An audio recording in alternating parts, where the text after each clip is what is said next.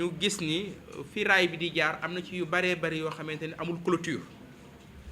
am na ci ay passage à niveau yoo xamante ni amul sécurité bi nga xam moo war a am ci passage à niveau am na ay passage à niveau yu bëri yoo xamante ni ay clandestin la ñu gis ni aussi am na ay lotissement yoo xamante ni ñi ngi à 3 mètres ci raay bi am na ñuy def commerce sax ñoo xamante ni commerce bi ak raay bi matul 1 mètre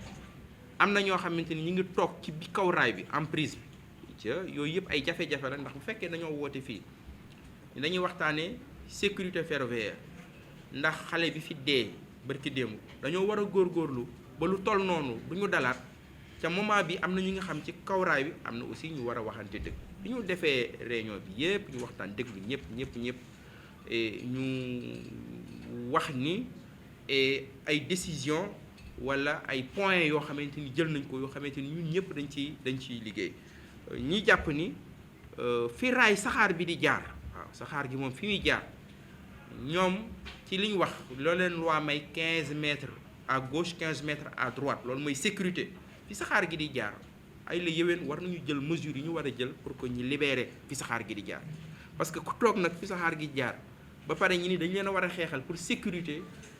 donc loolu yan wul maanaa donc libérer emprise yi loolu jàpp nañ ko bu baax a baax jàpp nañ ni aussi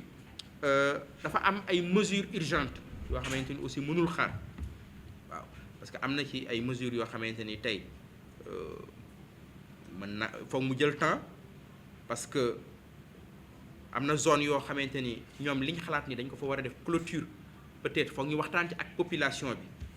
parce que ñenn ci population yi mën nañ ko jàppee coupure mën na dagg seen diggante ak yeneen quartier yi ñuy jàkkaar lool waaye mais am na ay mesures yoo xamante ni jarul xaar te mën nañ ko def ici et maintenant mooy surtout au niveau des passages à niveau ñu renforcer barrières yi renforcer sécurité renforcer surveillance yi au niveau de ces passages loolu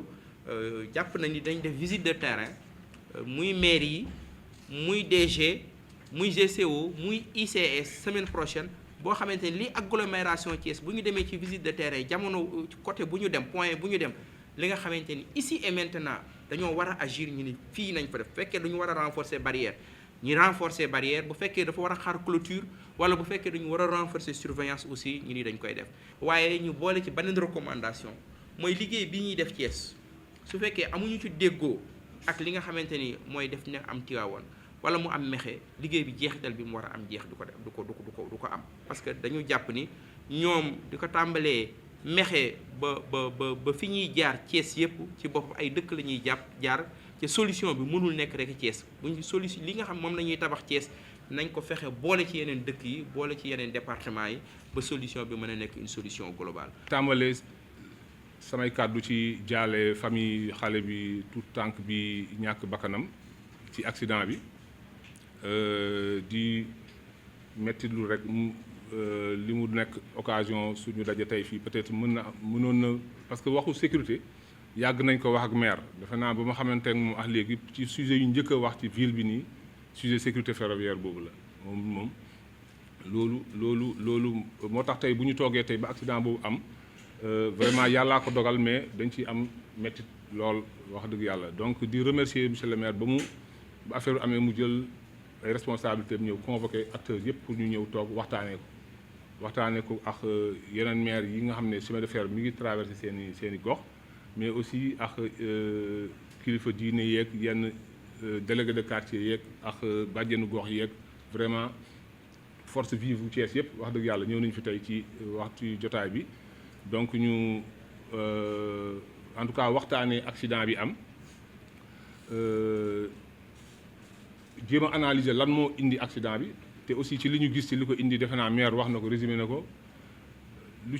luñ ci mën a jàpp occupation anarchique gu chemin de fer bi def ci bopp.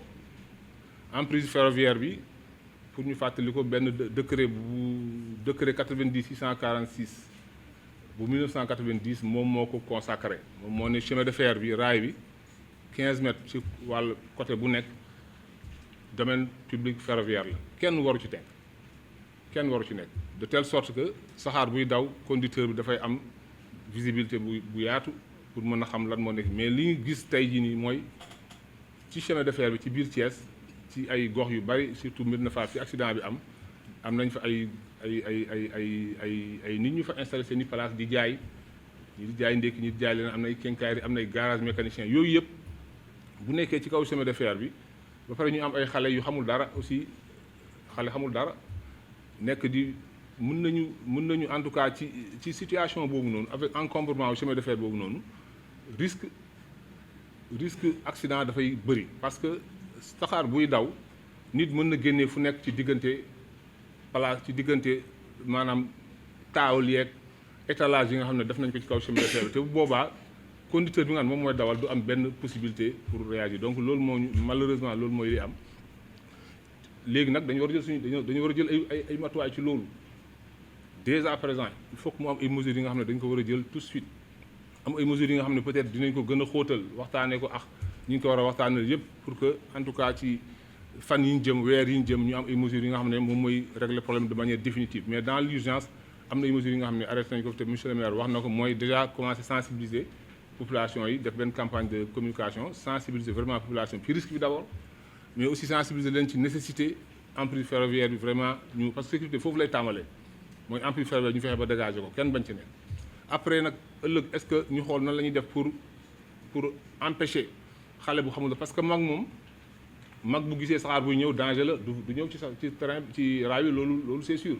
mais xale bu xamul dara wala mag bu àndut ak xelam wala peut-être ba ci mala yi sax mën nañ ñëw retrouver ci kaw raay bi donc il faut que aussi ñu xool yeneen mesures de barrière la ñu mën a mettre en place pour aussi protéger xale yooyu nga xam ni xamuñu dara amu conscient wuñu ci danger bi nga xam ne train bi romb moom la représenté donc loolu daal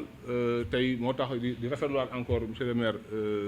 jotaay bi ñu am tey ak aussi mesures yi ci génn yëpp di am yaakaar ni peut-être ci fan yi ñu jëm ni dinañ commencer mise en œuvre immédiatement sur le terrain pour vraiment relever niveau sécurité circulation train yi. Je pense qu'on va essayer d'aller dans le sens de la loi. On va essayer de respecter la loi dans un premier temps.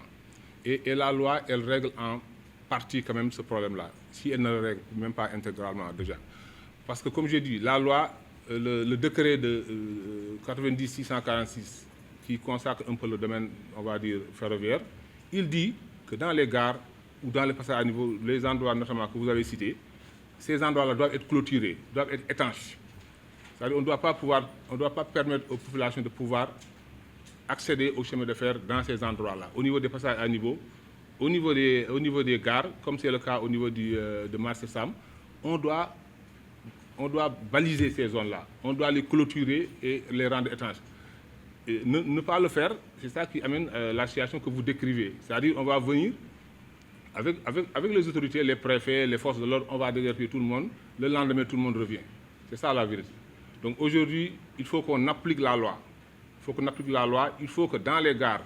dans les passages à niveau, qu'on clôture et qu'on ferme. Et qu'on mette des gardes pour nous assurer que personne n'accède sur la voie ferrée. Ça, c'est la première mesure. La deuxième mesure, sur la ligne, quand on sort de ces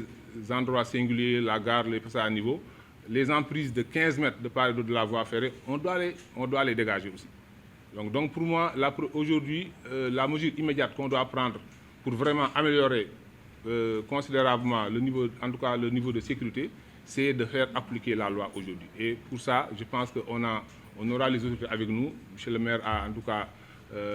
on a vu son engagement pour ça. Donc je pense qu'on va travailler dans un premier temps à faire appliquer la loi quand même sur le terrain.